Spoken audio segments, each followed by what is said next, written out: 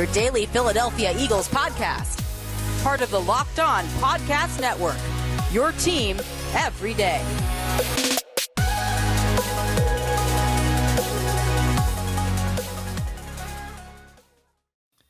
Welcome in, Eagles fans, to another edition of your daily Philadelphia Eagles podcast. It's the Locked On Eagles podcast. As always, part of the Locked On Podcast Network, your team every day. Louis DiBiase, Gino Camilleri joining you. It's the post-game show, week 2. The Eagles fall to 1-1 on the season after their home opener results in a loss to the now 2-0 San Francisco 49ers. The final score, 17-11. Guys, this is show number 1 of 5 downloaded into your phone this week when you subscribe to Locked On Eagles on any podcast platform, and our videos are all on YouTube now as well. We're on Twitter at Locked On Birds, at DiBiase LOE, at GC24_football.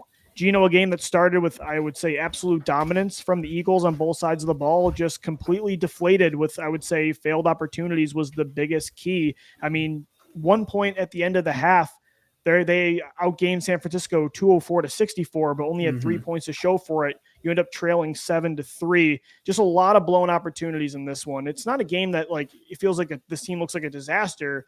It's just one of those, you probably should have won that against a good team.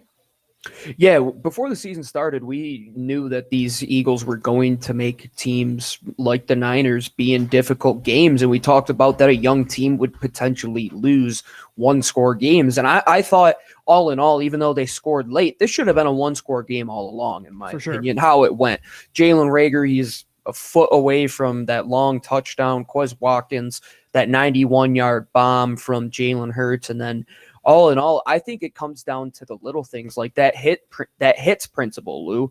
They did not play smart football in any phase. They took special teams penalties. They, on defense, outside of the first couple drives, they really started to allow the Niners to drive on them, kill a bunch of times. When they needed a stop, they couldn't get it.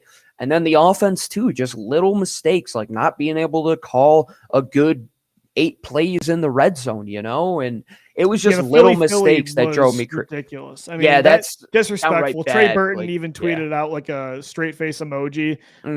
I think Gino, blown opportunity is a big one. Like the Reagor touchdown, stepping out of bounds, the 2 plays that at the end of the game could have got you the ball back, where it would have set up a 3rd and 25 off the fumble. Derek Barnett, who's clearly a dirty player, has a late hit that just had no part of the play at all. Then the Darius Slay fumble recovery. Kavon Wallace puts his head down. I don't know about the actual legitimacy of that call, but regardless, like, it's another penalty for this team. You had the blocked field goal. Like you said, the red zone setup after the 91-yard reception from Quez Watkins from Jalen Hurts. You didn't take advantage of opportunities, and you have to do that. Like, you can get away with that against a team like Atlanta. Not saying last week they were sloppy and they took advantage of everything last week, but to say, like, you could have got away with this performance probably last week, and I think still won the game. But against a team like San Francisco that I had going to the Super Bowl this year, even with Jimmy Garoppolo at quarterback, you can't do that against a team like that went to the Super Bowl just 2 years ago.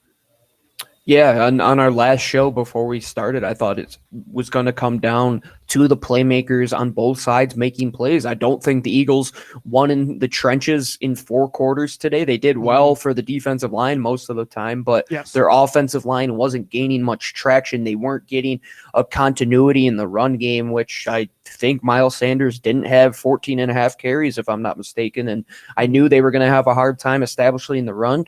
I think they really did a lot of those things in that Washington week 1 game, which we got them on, where they just kept throwing the ball down the field. Like, this would have been a great game to dial up some of those blitzes, man. Like, they got quick guys coming at you, and Fred Warner, and just, I want to highlight that drive in the red zone when after that Quez Watkins 91-yard pass, they ran 4 straight plays, Lou, to the boundary, not to the field side line. On the one against Fred Warner, who's the most athletic linebacker in the league. That's just bad play calling, and I think everybody has a lot to learn from this game. But I don't think they ever gave up, Lou. I don't think they were a team that thought this game was out of hand at first, and they lose 2 guys in Brandon Brooks and Brandon Graham. Hopefully their recoveries are okay. We know that right now is speculation that Brandon Graham is out for the year with an Achilles.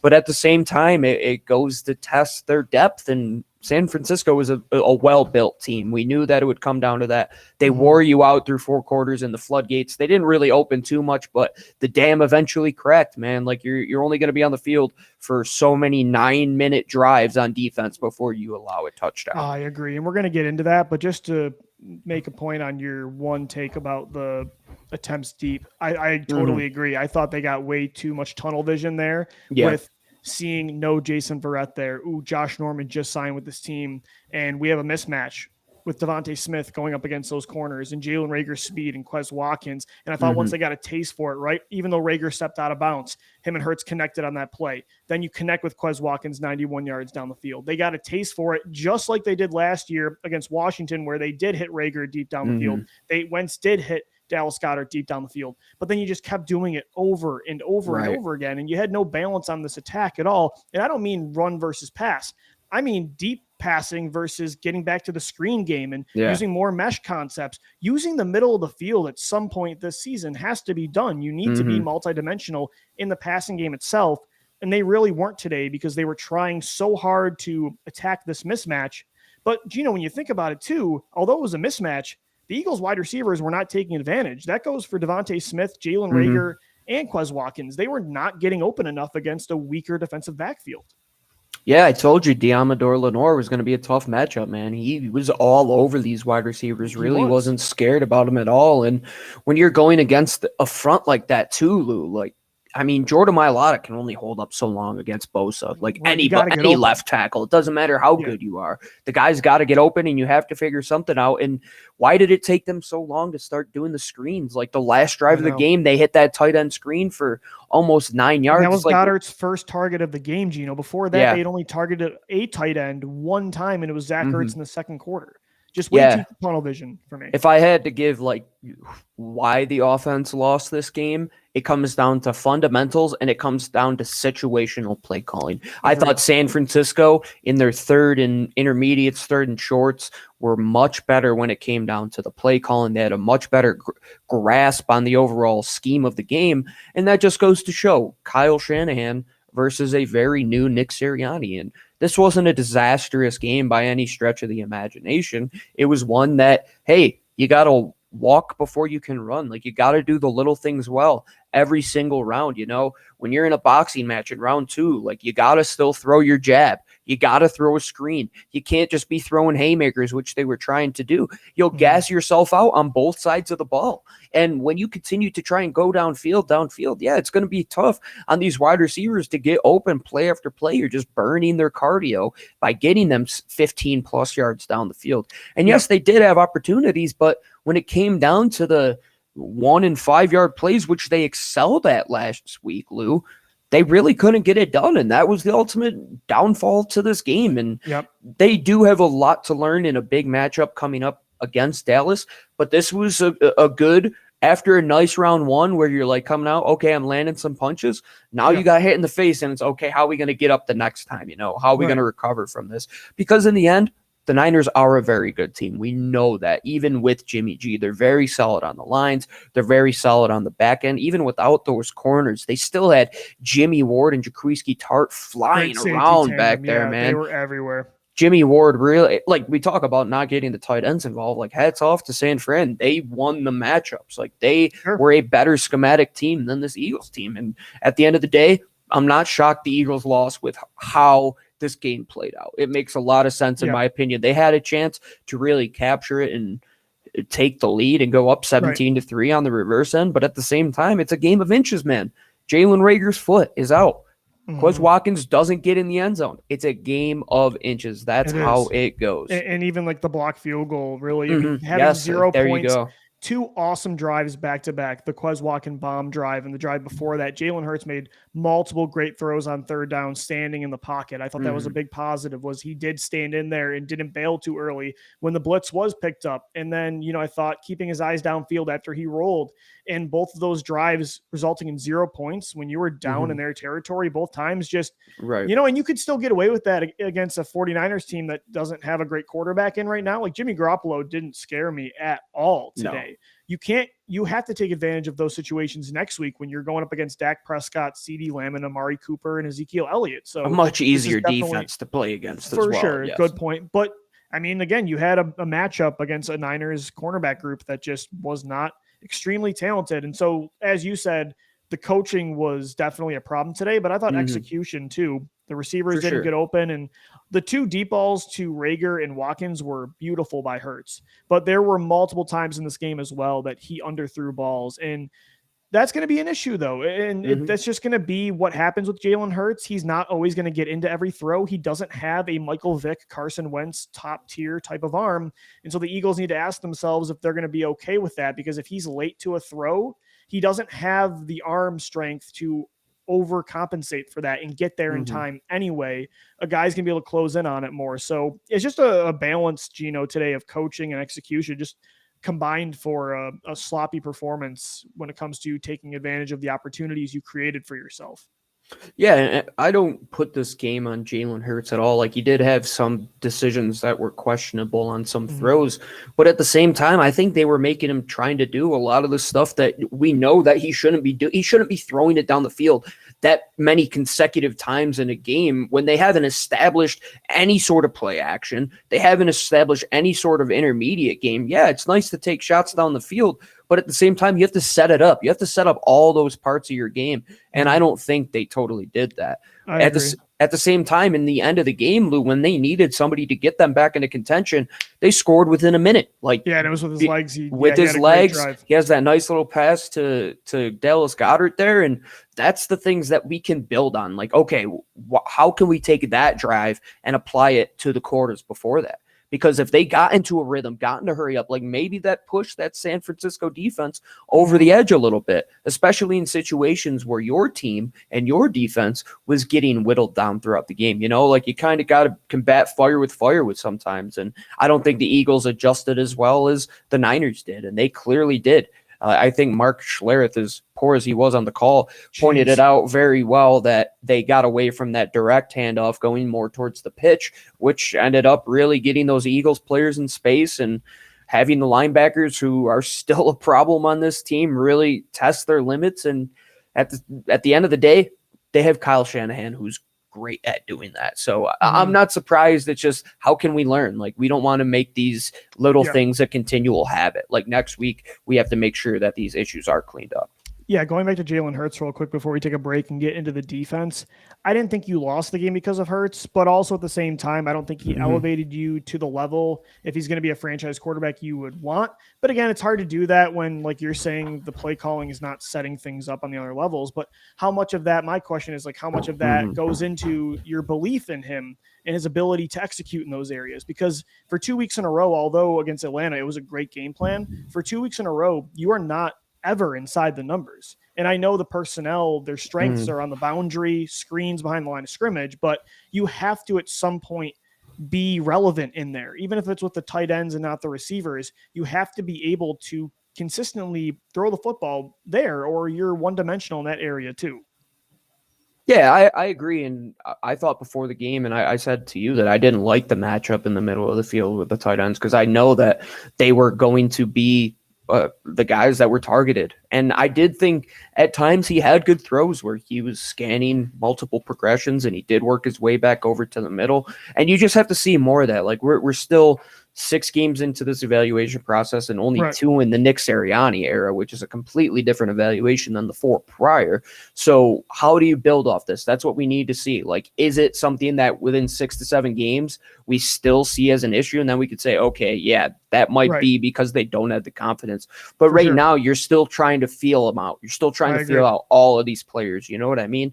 Yes. How much can we push that downfield throwing ability? And I think you saw that today, that you have to have a mix. Like, you're not going to be able to be a team that takes multiple shots back to back. You're going to have to be a team that takes a shot and then the very next play has a quick 1-yard slant route where you can get a guy out into the middle of the field with Quez Watkins or Jalen Reagor, which I don't think they did enough of that. And I think it was because San Francisco stopped them a few times, but they got away from their bread and butter. Like, it worked well last week. Like, let's continue to try and do those things that do work well while evolving our game plan to see where our quarterback can go. But you can't get away from your base and expect to do all of these things that aren't really in your wheelhouse to overcome a San Francisco team that is just going to play straight at you football. They're going to play good, sound, fundamental football. So do what you're good at.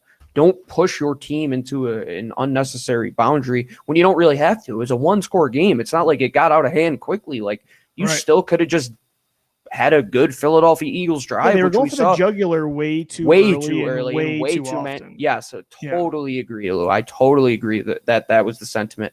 Now let's bring it back to the middle. Like week 3, like that should be where you really find your footing. You come out, you deliver your jab, you find when that haymaker should come in, and you really have to put your foot on the gas and know when to coast sometimes. Like I think they were just all gas, no brakes today. You know what I mean? Like they have to figure it out and quickly. And at the end of the day, Lou, I think through 2 games, they are in a better position than I expected them to be on both sides of the ball. And I think that's a fair evaluation of the team. I agree. And I want to get into the defense coming up next because I thought it was a mixed bag, but overall some interesting takeaways on that side as well. This is the post-game show on Locked On Eagles. The Eagles fall to 1-1 on the year with a 17-11 loss at Lincoln Financial Field to the San Francisco 49ers. Eagles fans, of course, this is Louis DiBiase. I want to talk to you about an incredible app everyone who buys gas needs to know about. It's called Get Upside. My listeners are making up to 25 cents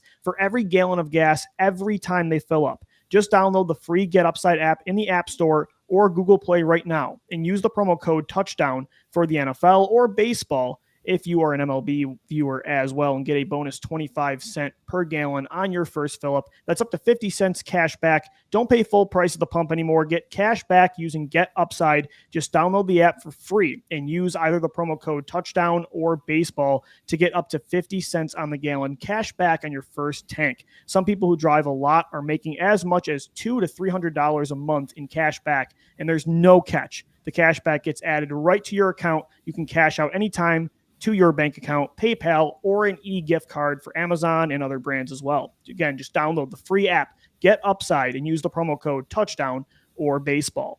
The Eagles fall week 2, 17-11 to the San Francisco 49ers in the Eagles home opener. Gino, we dove deep into the offense in segment 1, and I think the theme is kind of the same with the defense, blown opportunities, right? I just think some sloppy plays and key moments. The biggest issue I had, the biggest frustration I had, and I know this is going to be the base, this is going to be the foundation of this defense, is zone coverage, right? Cover 2, soft, off the ball, keep things in front of you, bend, don't break. I thought for 2 weeks in a row, they did just that. I mean, they only allowed this team to score 17 points, and they have, to me, one of the best offensive minds in football in Kyle Shanahan. You have Deebo Samuel coming off a massive game. You have Brandon Ayuk when you decide to play him. You have George Kittle.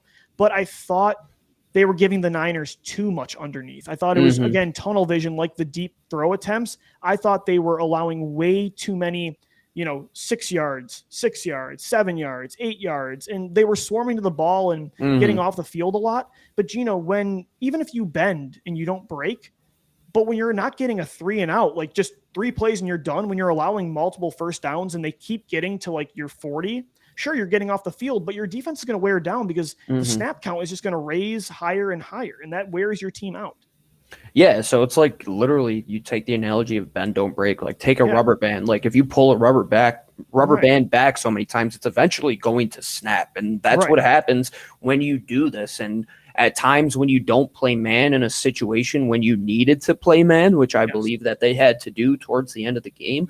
And Steven Nelson, I thought had a rough game on the outside. Like there were times that touchdown that was his responsibility on the outside receiver. He was the outside corner and really let that go. And if you're going to do that, it really comes down to what you have at personnel. And I don't think you're in a situation where you have to rely all the time on zone because you have Darius Slay on the outside where you can win man. Even if you're running man with him and then zone with everybody else, that's understandable. But it didn't even seem like in 2011 when they had Asante, Nnamdi, and DRC, they ran that kind of hybrid.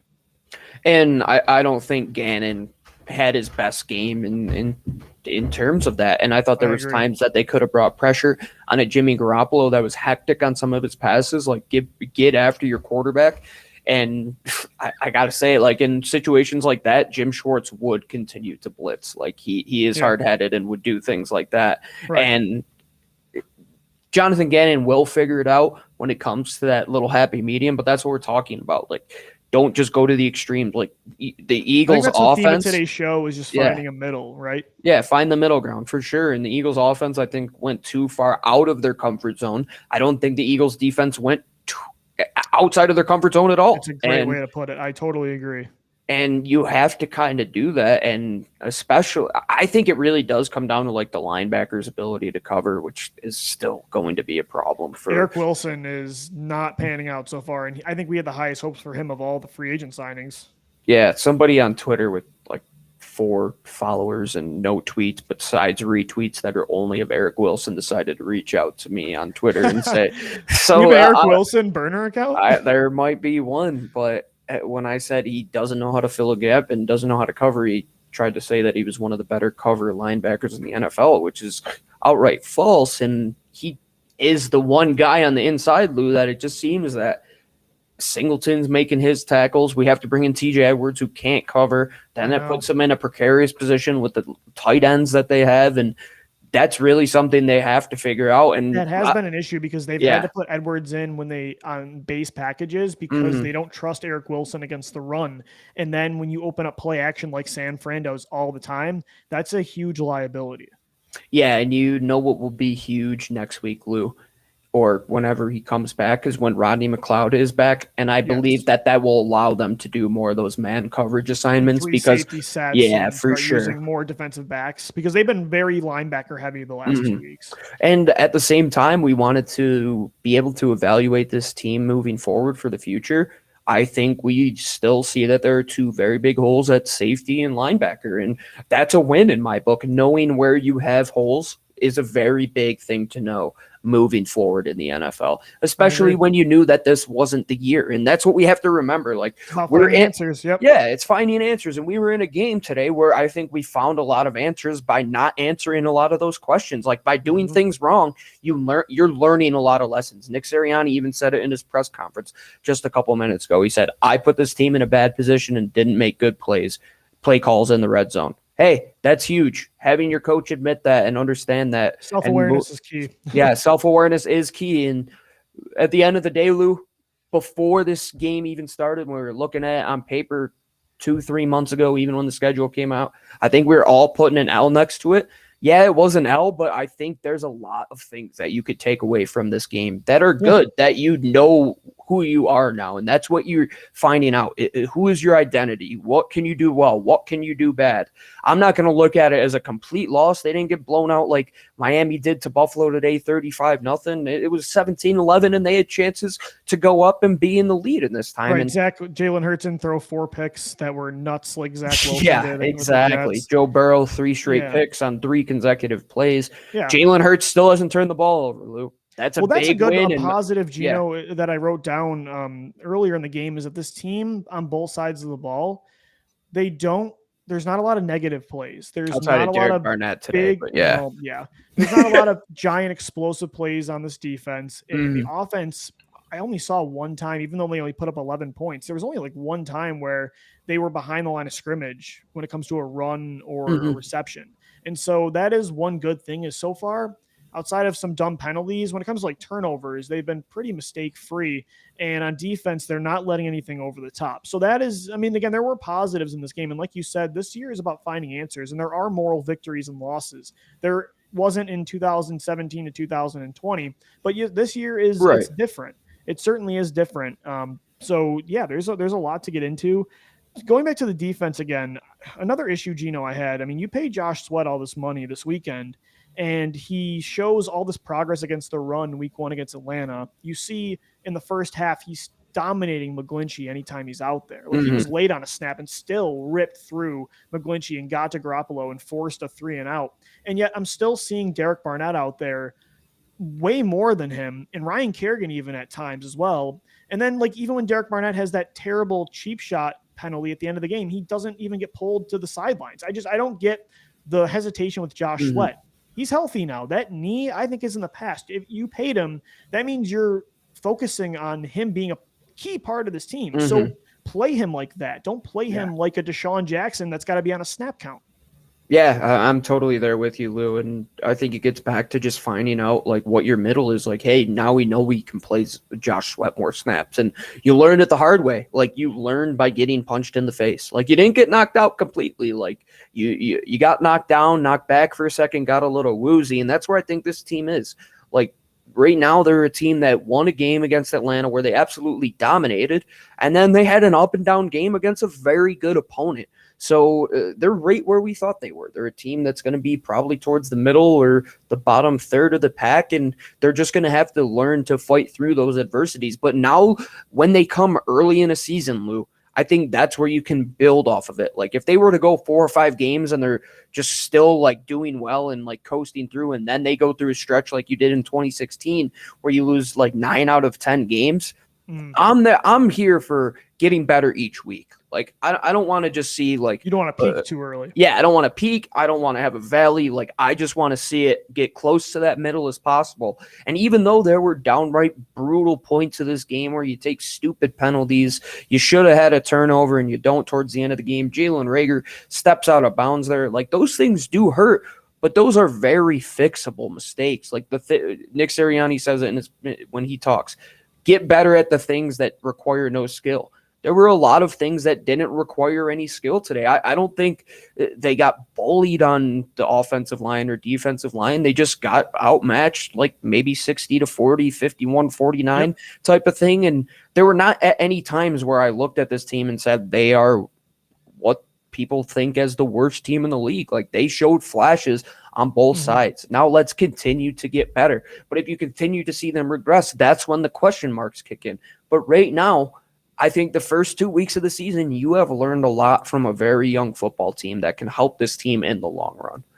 Yeah, I totally agree. I thought looking at an opponent that's I think is a good team, and you see the way the Eagles dominated them in the first half.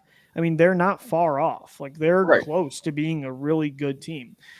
Gino, I think another part of this too, to go to the injuries, I feel like a lot of the momentum died when you lost Brandon Graham and when you lost Brandon Brooks. Like Brandon Graham is the lifeblood of this team, and you could see the frustration in Fletcher Cox's face too. And Derek Gunn said that he's hearing it's an Achilles injury, and we all know how close Gunn is with BG. So that doesn't sound good. And then Brandon Graham, a pec injury. Normally, if you hear there's like a chest injury and somebody's out, that always to me screams pec, and that is concerning too. And I just feel like the momentum kind of died. I mean, I thought Landon Dickerson held his own at right guard today for a dude coming off some serious injuries in his own right, his first NFL game against a great defensive line. Dickerson was good. I just feel like that was also part of that deflation at the end of the first half.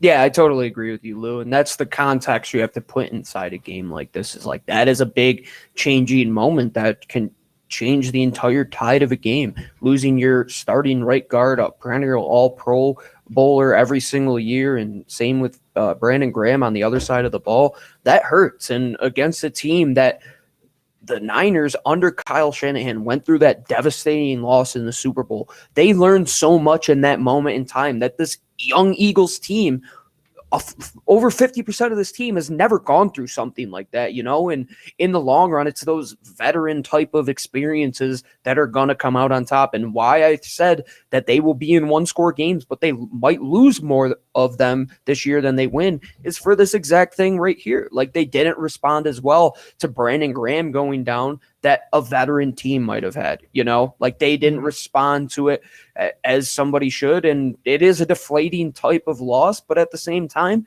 the Eagles can learn how to respond from that. Somebody goes down the next time. Okay, how are we going to do this differently? And they're going to take a long, hard look at themselves. And I know that Nick Sirianni is going to say to this team that we got to clean up the little things. He took accountability for himself. Now it's time for the guys in the locker room to take accountability, the guys to clean up their stupid little penalties, the guys that are missing those just interceptions. Go hit the I jugs know machine that for too. another 5 minutes. You know what I mean? Like, it is going to come down to that. Like, work releases, work holding the red line for a guy like Jalen Reagor. Like, now you can continue to learn. See the guys that are going to respond. See the guys who won't respond. The guys who won't respond. Okay, we have other plans elsewhere. We're going to try and move on after this year. That's what this year is all about. Yeah, 2 dropped interceptions today again. That's 3 in the first 2 weeks. Turnover is not being a part of the defense, continues to hurt this team for sure, as it has in years past. Yes, sir. So, yeah, there's a lot to get into, and Gino will wrap up this edition of the post-game show. Coming up next, the Eagles fall 17-11. They drop to 1-1 on the year after this loss to San Francisco. And guys, today's show is sponsored by DirecTV Stream. Does this sound familiar? And it might have today. You've got one device that lets you catch the game live, another that lets you stream your favorite shows. You're watching sports highlights on your phone, and you've got your neighbor's best friends log in for the good stuff. Well, I want to tell you about a simple way to get all the entertainment you love without the hassle, and a great way to finally get your TV together. It's called DirecTV Stream, and it brings your live TV and on-demand favorites together like never before. So you can watch your favorite sports, movies, and shows all in one place. That means no more juggling remotes and no need to buy another device ever again. And the best part, there's no annual contract. So get rid of the clutter and the confusion and get your TV together with DirecTV Stream. You can learn more at directtv.com. That's directtv.com. Compatible devices required. Content varies by package. So as we know on Eagles game day, I really have anxiety before the games, as all of us fans do. So I can only have, yes, sir, I can only have a little bite to eat. Can't have a whole breakfast like I did yesterday tailgating at the Colorado-Minnesota game. But today I had a delicious Built Bar, and they sent us some chocolate cookie dough chunk, which should be out for limited time very, very soon. But at the same time, you could go to BuiltBar.com and get any of their delicious 9 flavors, which they always have. If you haven't tried them at all, get the box that gives you 9 of the flavors and gives you 2 of each. So you could try out and figure out what you want. For me, it's mint brownie. It's always peanut butter brownie for our friend Lou, who still has the palate of a 3-year-old. That's correct. But that's all right. To each their own. And Built Bars are also delicious, and they're healthy too, with up to 18 grams of carbs, only up to 180 calories, 5 grams of sugar, 5 grams of 18 grams of protein, 5 grams of carbs. Switch that around. That's better when you put it into your macros. It's going to be much better for you when you're feeling full after a Built Bar. Go to BuiltBar.com today. Use the promo code LOCKED15, and you'll get 15% off your first order. Use promo code LOCKED15. That's LOCKED15 at BuiltBar.com. Louis DiBiase, Gino Camilleri. This is the Locked On Eagles postgame show. The Eagles fall in their home opener, week 2, 17-11 to the San Francisco 49ers, 1-1 on the year. The 49ers are now 2-0. Gino, I think, again, the theme of this game was just missed opportunities, finding that middle ground on defense, playing out of your comfort zone more, the offense playing within it a little bit more, just finding that, happy middle. And I think that's a key, because you have a tough test next Monday night against the Dallas Cowboys. Right. And, they're going to take advantage a lot more. I thought San Francisco, their offense did nothing extraordinary today. Even when they were moving the ball, they were just taking what the Eagles were giving them underneath. Jimmy Garoppolo, I mean, they should be starting Trey Lance. I think it's such a waste of time.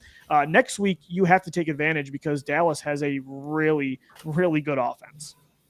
Yeah, I totally agree, Lou. I think you're going to get back to a defense that you can take advantage of as well. San Fran, we know, as a very elite defensive line. Dallas is going to present you opportunities there. They're going to present you opportunities with their secondary. So how does that offense get back to level? And then for the defense, you know that you've been able to keep things underneath in a bend-don't-break style defense. Can you continue to do that against Dallas while still getting pressure on the football? Because if you allow Dak Prescott as much time as Jimmy G had at times today, he's going to eat you alive. So this team needs to figure out a good middle, coaching staff and all. I think there's a lot to take away from this game, both good and bad. And at the end of the day, Lou, you build on each week, and that's how you got to respond. I'm very intrigued. We knew what they had last week. We saw what they did this week. How do you come back from those two type of performances? I think week 3 is really where you start to figure out who teams are in the NFL. Are they going to start to break away towards the upper echelon,